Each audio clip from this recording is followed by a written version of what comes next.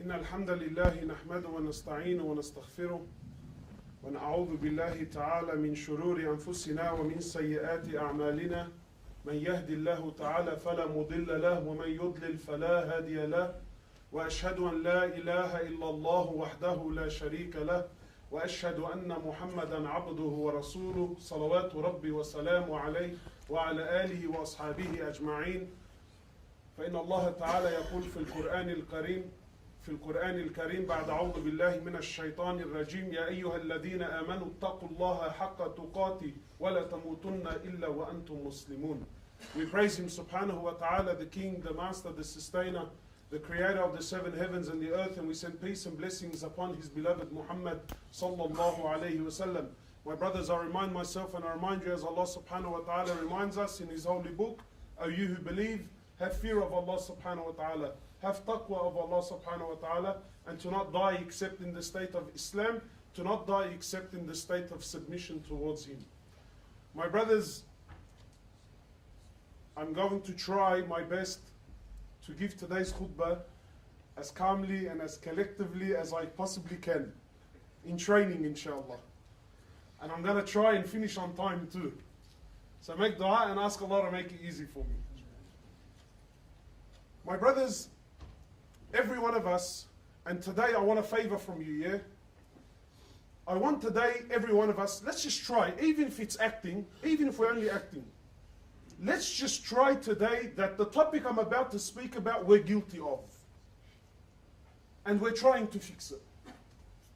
Because what tends to happen is, I see the brothers, mashallah, even myself included, you go to a khutbah, you pick a nice wall, you sit on that wall, it's nice, it's comfy, and you wait for the brother to speak, and the brother gets up and he talks, and mashallah, man. Did you hear what he said? How many people do you know have that quality, bro? People need to pull up, you know. Not him. He's a wali of Allah. No, it's never him. This, my brother, if this is your attitude with your deen, you will never learn, you will never move forward. Rather, whenever you sit for a talk or there's something happening, something going on, you should always feel that this khutbah is completely towards me. That this khutbah is all about me and my qualities and how I need to change. Otherwise, if we don't do this, how are we going to progress? So in short, my brothers, Allah subhanahu wa ta'ala, He says in the Quran, He says something amazing. He says, O you who believe, O you who believe, be afraid of Allah. Be afraid of Allah and be with those who are truthful in their speech and in their deeds. The order of Allah, O you who believe, be afraid of Allah. Not only be afraid, but be with those who are truthful in their speech and in their deeds. Truth. And standing for the truth is a quality of Iman, it's a quality of a believer. And what's funny is that if I was to ask anyone here, brother, do you stand for the haqq? Are you someone who stands for justice? Are you someone that is always on the side of the haqq? I'm sure all of you will stand up and say, of course, my brother, of course I'm someone of the haqq. Of course I'm someone that will always stand with the truth. But today we're here to test that. Because I used to be someone, and this is by no means am I being humbled in any way, shape or form. Wallahi, my brothers, I'm here to expose my own weakness. Why? Some people say that, brother, if you don't have this quality in your life, then you shouldn't be talking about it in front of people. That's hypocrisy. I say, no, that's wrong, akhi. Because to stand in front of people and only speak about the good qualities that you have in your life, that's also a form of hypocrisy. But the idea is to expose our weakness. We're all weak. And if we're not ready to expose that, brother, I have this weakness and I also have it, and speak about it openly, then how are we ever going to address the issue? So if you came to me and said to me, Hoblos, are you someone that stands for the haqq? I tell you, of course I'm someone that stands for the haqq. Are you someone whose allegiance is to Allah and to His Prophet? I tell you, yeah, of course I'm someone. Will you always stand on the side of justice? Of course I stand. But when push comes to shove, you come to realize that we don't always stand with the haqq. When push comes to shove, we don't always stand for justice. Wallahi, my brother, be honest with yourself today, please. Because it's taken me a long time to break my own arrogance and pride and admit that Hoblos, no, you don't always stand with the haqq. When push comes to shove, Hoblos has alliances. Hoblos has people that he will align with, that he will be on their side no matter what happens. So it really makes you question. My brother, you as a believer, your allegiance, your word, everything about you belongs to Allah and His Prophet above and before anything and anyone. You as an individual, you belong to Allah and His Prophet. Your allegiance, your life, your word, your truth, your stance, your everything belongs to Allah and His Prophet first and foremost before anything. So again, on face value, you told me, brother, yes, of course I know this. Habibi, no. What I'm saying is, before your father, before your mother, before your wife, before your children, before the boys, you stand, your allegiance is to Allah and His Prophet before anything. Not only is our... Am I shouting? I'm shouting, are you? Sorry. Not only is our allegiance to Allah and His Prophet, but our allegiance is also to the deen of Allah. And the deen of Allah is a deen that is based on haqq. I'll try to get straight into the swing of things so the boys don't get too lost. My brothers, the Prophet of Allah, he says in an amazing hadith, and listen to these words. I'm sure you've heard it all, and again we claim this. But when push comes to shove, everyone's true colors always shines. The Prophet of Allah, he says, speak the truth. Sallallahu Alaihi Wasallam. He says, speak the truth, even if the truth is against yourself. Wow.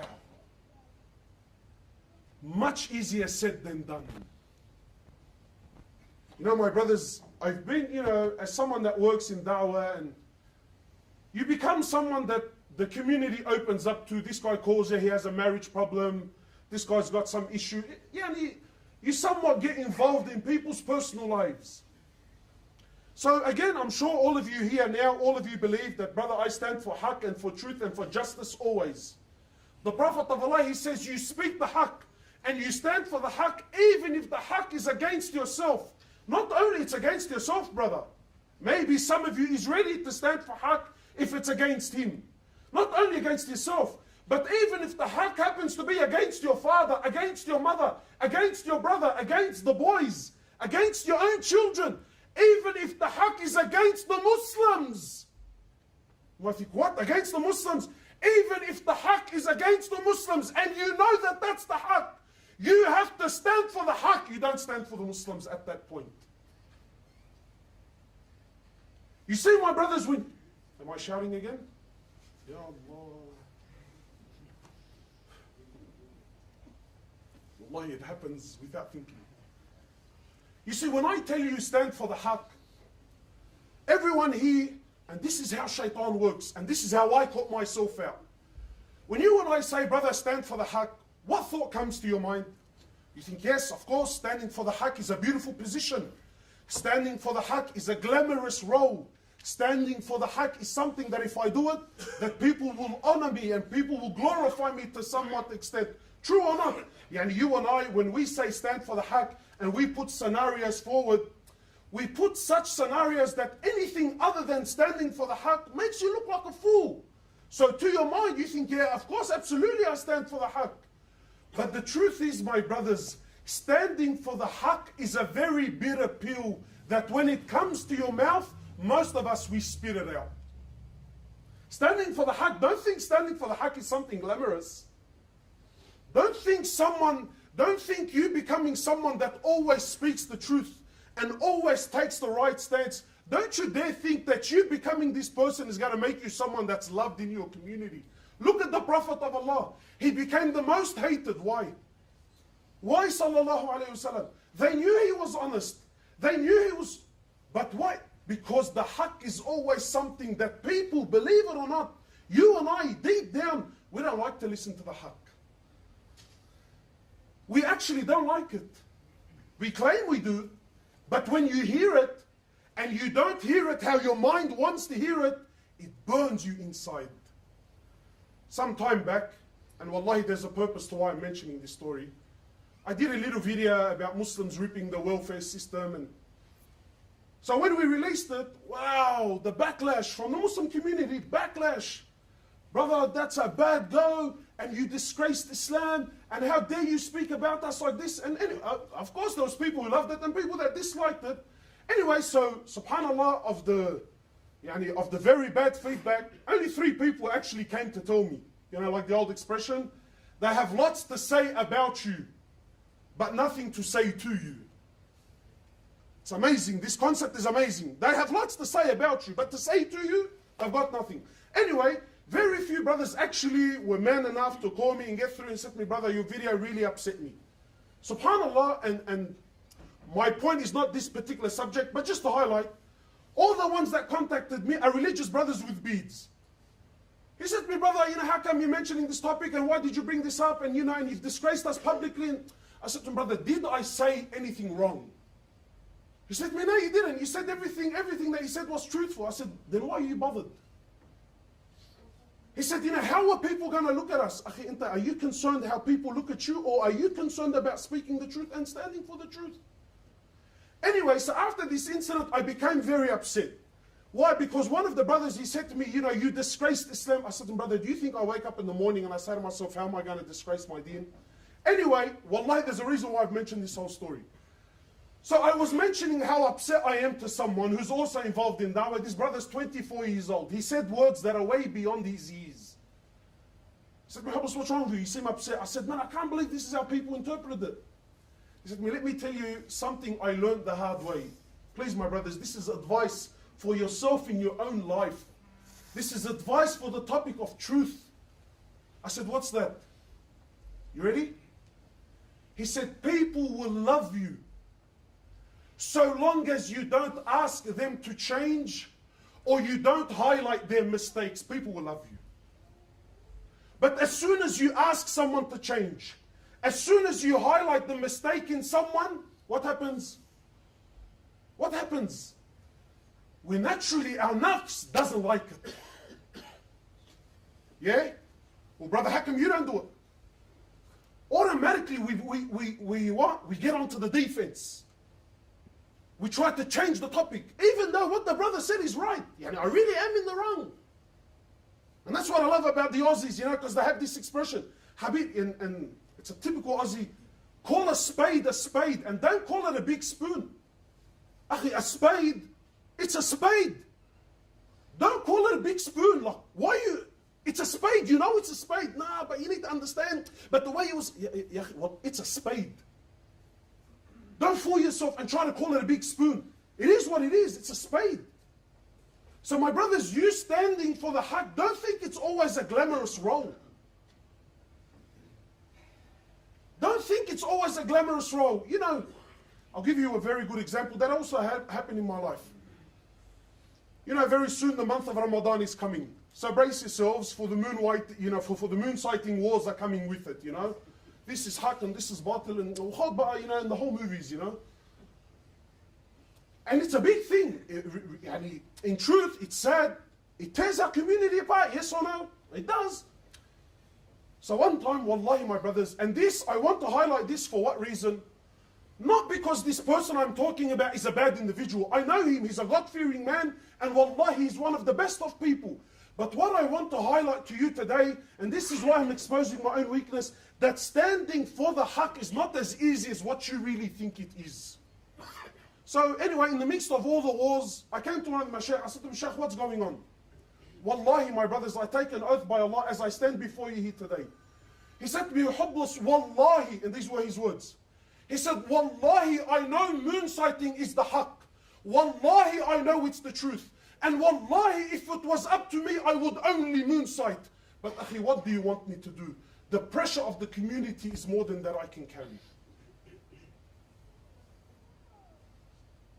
Can you see what's happening? He knows it's wrong. He knows what the truth was. But taking that stance, I know he's a strong man. Ya akhi, I'm ready to take on 10, 15 people. But when the whole community turns on you, my brothers, that's the price you pay for standing for the haqq. Don't think when you stand for the haqq, everyone's on your side.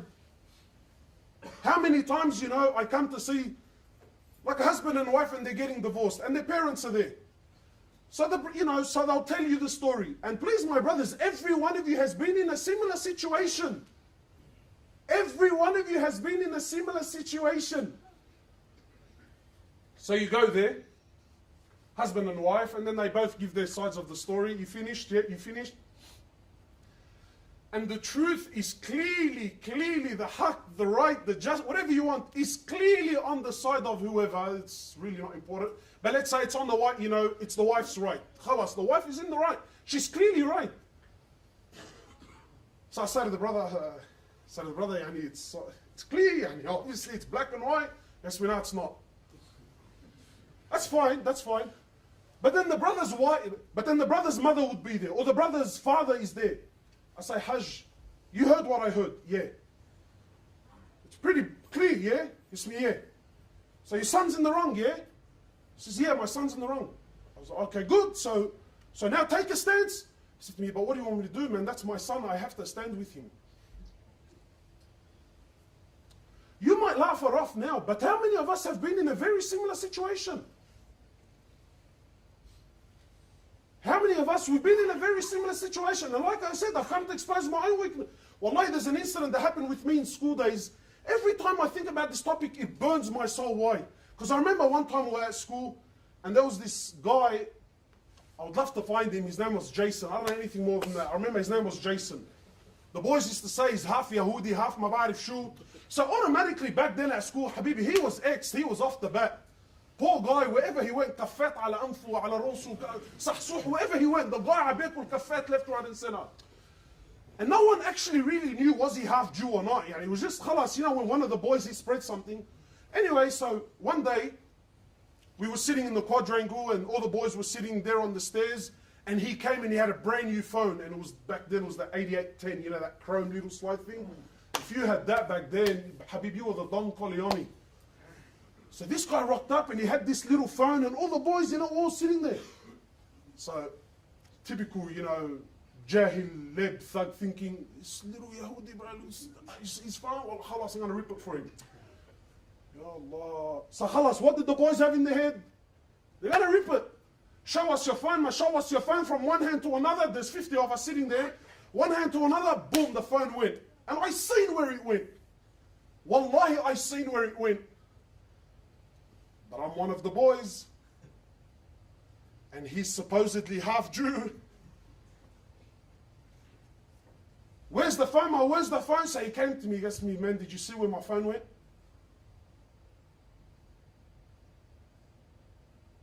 Now, every one of you has been in a very similar situation. Now, there's a clash inside between what? We claim our allegiance is to who? To Allah and His Prophet. Our allegiance is to what? To the haqq. Have you seen the haqq in front of your eyes? So most of us, sometimes, there's a drama with the boys. And whatever, his brother does wrong. So the boys come to pull him up. Akhi, man, your brother did 1, 2, 3, 4. He goes, yeah, look, I know he did wrong. I know he's in the wrong. But I got to stand with my brother. That's what it is, It is what it is. You think, wow, it is what it is. Clear black and white is in front of you. Clear haqq is in front of you. So that's what I'm saying. When push comes to shove, where does our allegiance really go to? Is it really to Allah and His Prophet? Is it really to the haqq? Or is my allegiance really, when push comes to shove, it's to my mother and my father, to my children or to my brothers? Or some of us even worse, it's to my nationality. No matter what Lebanon does, Habibi, they're on the haqq. Why? Because I'm from there. Yeah? Is that how it works? Is that how it works? The Prophet of Allah says, speak the haqq even if that haqq is against yourself. So he said to me, Hoblos, did you see who took the phone? So I did what most of us do and say, yeah, look, I didn't stand against the batil. So what did I say to him? Thinking I'm smart. But really, I was a jaban. I said, brother, I didn't see anything, man. I didn't see anything. Go and ask. Because he's seen that I was standing a little bit, like he knew the phone didn't come in my hand, you know. I said, brother, I didn't see anything. Wallahi, every time I think of that incident, I remember the day that I Islamed this brother, man. For the sake of the boys who you know, in the drop of the, wallahi, in the drop of a dime, bibi'ak b'frang. When push comes to shove, Habibi, trust me, you know all these boys, nah, brother, you know, we're like that. Habibi, Allah dak. Sit down and relax. And someone give him a bottle of water, please. Because when push comes to shove, when push comes, yeah, akhi, if brothers, Habibi, ba'ad b'frang, they're selling each other out for something far less. What have you left for the boys, yani? When push comes to shove, our true colors, they shine. When my kid does something wrong at school and the teacher comes to tell me, you know, Mr. Hoblos, please, you know, your son did 1, 2, 3, and obviously he's in the wrong. You know, you need to understand he only did that because the other kid one time last week, he said to him, you know, and the whole film, a whole musical comes out. Everything to do what?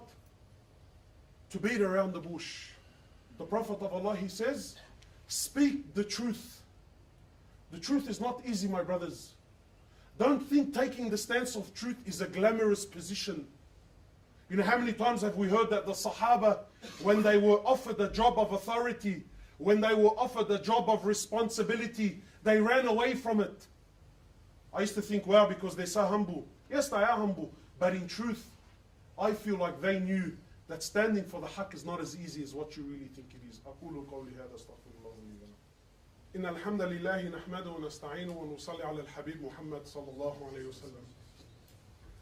My brothers, earlier I mentioned that you speak the haqq even if the haqq is against yourself, even if the haqq is against the Muslim, even if the haqq is in the hands of another Muslim, you know, of someone that's a non-Muslim. You are ordered by Allah to stand for the haqq. I'm sure some of you must have, man, what the hell is this guy on the payroll? Yani, like, is he coming here to infiltrate through us and try to teach us that? Wallahi, my brothers, this is the order of Allah and His Prophet. And I want to share a story with you that happened with the Sahaba. And I'm sure, inshallah ta'ala, that this story will wrap up the whole topic that I'm trying to mention. So the story goes, and this is a sahih story. The story goes that when Ali bin Abi Talib was Amir al-Mu'mineen. And not only was he Ali bin Abi Talib at the time, he was also what? Amir al-Mu'mineen. His shield was stolen. His shield for war, for battle, was stolen. Please try to live this story, and I'll try and stop and inject a few things that I feel are very important. But please, just a couple of minutes left, try to live the story with me. So Ali bin Abi Talib, he's stolen, his shield is stolen. So he's walking in the marketplace and he sees a Jew selling it. He looks at the shield, he goes, man, this thing looks exactly like mine. So he picks up the shield, he's looking at it, then he finds markings that he knew, it's definitely, you know, every one of us on his phone, there's a particular mark, you know that's mine. So Ali finds some markings on the shield, khalas, he's convinced beyond all doubt, this, not only is mine stolen, this is it, 100%. So he says to the Jew, he says, oh Jew, this is my shield that you're selling. And it was stolen from me. He didn't accuse him of stealing it. He said to him, but it was stolen from me. This is mine, it belongs to me. So the Jew says, no, this is my property and I'm selling it.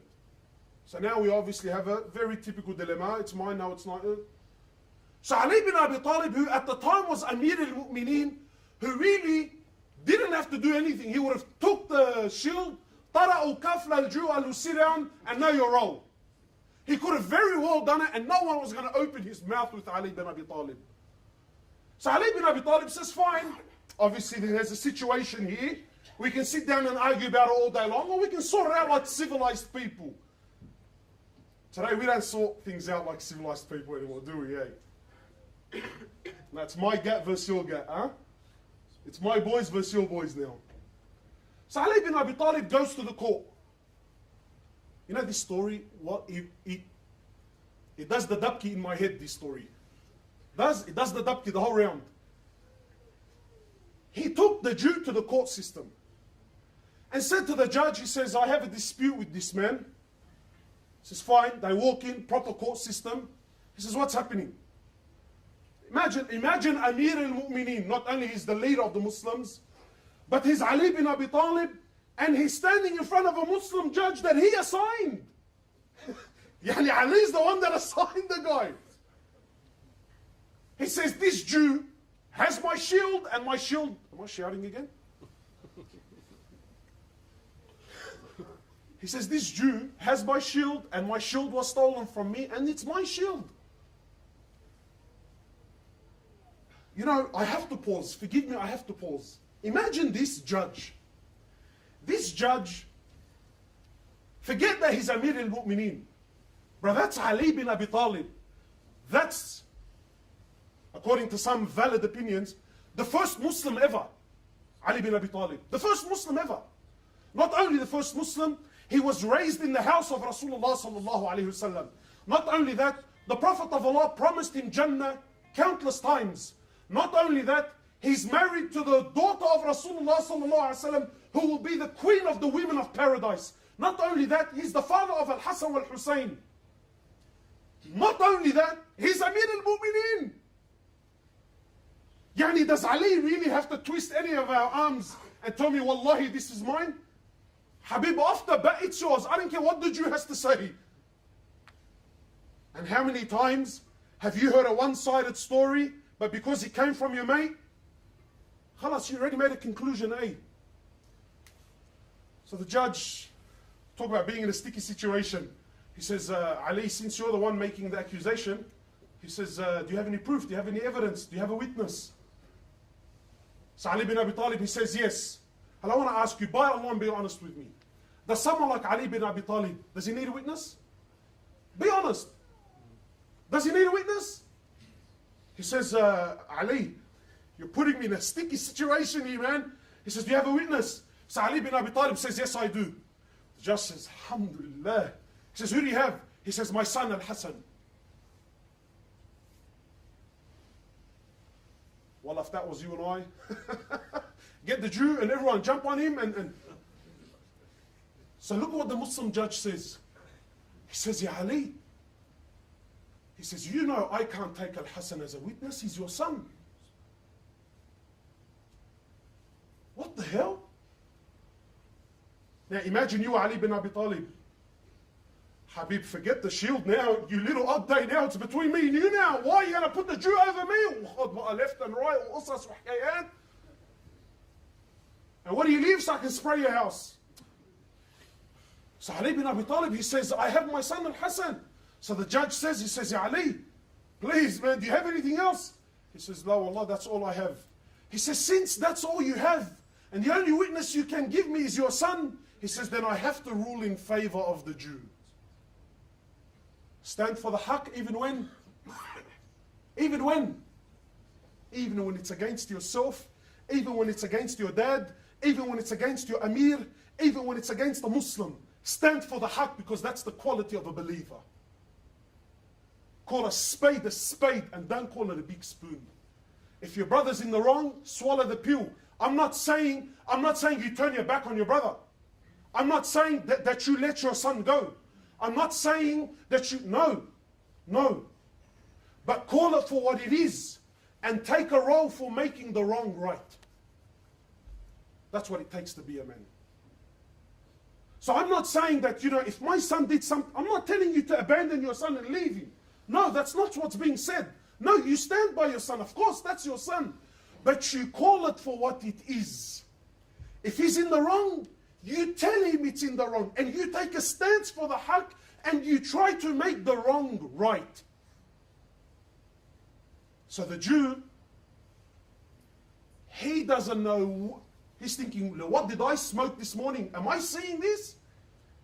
That's Amir al-Mu'mineen. And he took me to a Muslim court in front of a Muslim judge and he ruled in my favor. So it's a sahih hadith, it's a sahih story. So the Jew bears witness. He says, Ashhadu an la ilaha illallah wa ashhadu anna Muhammad Rasulullah, and he accepts Islam. But for you and I, The most amazing part of the story is, wow, at the end the Jew accepted Islam. Habibi, that's not the amazing part. The amazing part is even when the judge ruled against Ali bin Abi Talib didn't kick up a stink with the judge. The Jew, when he seen this, he accepted Islam and he says, by Allah, this shield does belong to Ali bin Abi Talib. It was stolen from him, and yes, I was selling it in the marketplace. Sometimes you take a stance. You take a stance in batil. You take a stance in the wrong position, thinking that you're trying to twist the situation to swing it your way. What you don't realize is if had you just stood for the haqq in the very beginning, even if it's bitter, trust me, in the beginning, nobody likes it. Trust me, those who take a stance in the beginning, no one likes them in the beginning. No one likes them. I remember years ago, years. I lost count how long ago. I remember still to this day, the first time myself, the first time I ever heard of a marriage here in Sydney where the women and the men were segregated. The wedding was for someone from Bat Arja. I can't remember who it was. But I wish I know who it was so I could go kiss his hand. And I remember back then, Ramashaya, did you hear? They had a wedding and the women were together and the men were together and he caused this massive fuss. But he was the pioneer that started it in our community for as long as I know, anyway. At that time, he was the most hated. But now every other wedding that ever followed in his footsteps, who's getting the rewards for it? Standing for the haqq, my brothers, is not an easy thing. Don't be quick to fall all over yourself and claim, brother, I'm a man for the haqq. Take a minute, step back and really ask yourself, are you really? Are you really? Inshallah, my brothers, the last thing I want to speak about, there goes cutting it short for you guys, is this conference that's happening, the UMA's conference, Quest for Success. I'm sure you've heard about it. The Daily Telegraph, thank them very much for they gave us a lot of free advertisement. It was all over the front cover. So thank you to the Daily Telegraph. But Quest for Success is a conference that's happening. When's this happening, Mohamed? Next weekend. Not this weekend, next weekend. It's on a Sunday. It's a massive, massive event. MashaAllah, the UMA, it's costing them hundreds and thousands of dollars. They have speakers coming from all over the world. There's 12 speakers, there's markets, there's big events, there's children's section, there's rides, there's Zaki, a lot of time and money has been invested to put this conference together. Now, my brothers, what I want to very quickly say is it really breaks my heart to see that when organizations go through so much effort and so much hardship to put something together for the community doesn't rock up. Or what's worse, I'm not sure what they're charging, I think it was like, I heard yesterday someone said to me, brother, $70 a ticket, are you serious? Habibi, when you go fishing, you little spinner, when you go fishing for hours, you put $200 with a big smile on your face. Yeah, you most likely missed Isha and you missed Fajr and you come back home and you're doing the little manfarah and happiness. But $70 for Allah and His Prophet to go there and benefit yourself and take your wife and benefit your children and maybe, just maybe, learn something. And even if you don't learn anything, then at least you take your children to an Islamic environment. Just last night we're talking about now in our schools, you can't tell your kid, you can't tell your child if he's a boy or a girl. Have you heard this? You can't tell your kid if he's a boy or a girl. They need to choose their own sexuality. And we laugh and giggle now. We laugh and we giggle. No. That you telling him he's a boy is oppression. They need, but brothers, if that's what's happening now, what do you think is going to happen in 20 years' time? We claim that we want change, that when these organizations do great things, no one is there. No one is there to support it. Everyone complains to me, brother, there's nowhere to take our wives and children. But here, look, you've got a whole day event. There's places for salah, and there's 12 speakers from all around the world, and Muslims from all over the state, even all over the country. They're coming to get together.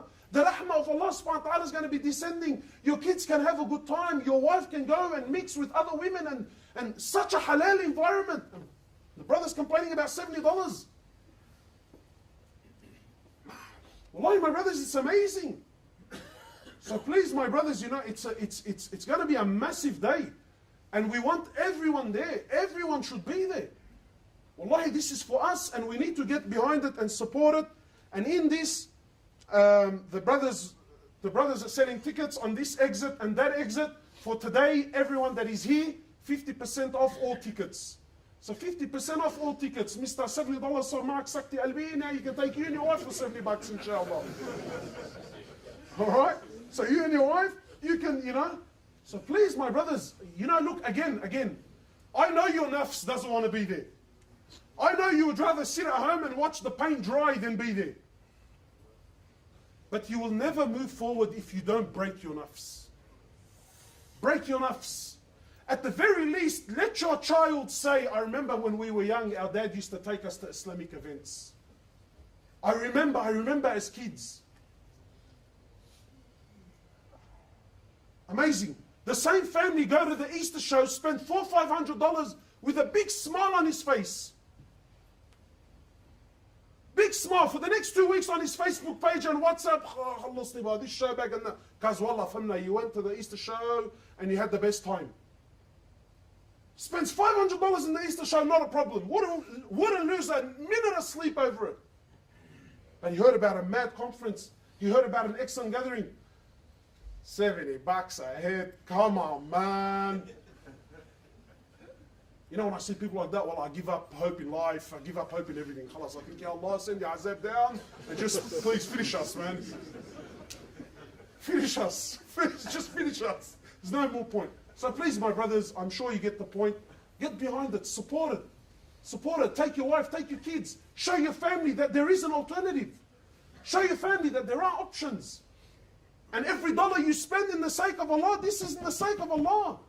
The Prophet of Allah, he says the dollar you spend in the sake of your family is better than the dollar you spend in charity. Better than the dollar you spend in jihad. It's better. Better. Why? You spent it on your family. Your family have more rights over you. So please get behind it. Buy your tickets here today and don't be of the losers. We ask Allah subhanahu wa ta'ala to make us of the successful. We ask Allah subhanahu wa ta'ala to make us of those who stand for the truth. Wallahi, my brothers, this is so difficult. We ask Allah subhanahu wa ta'ala to make us of those who stand for the truth. نسأل الله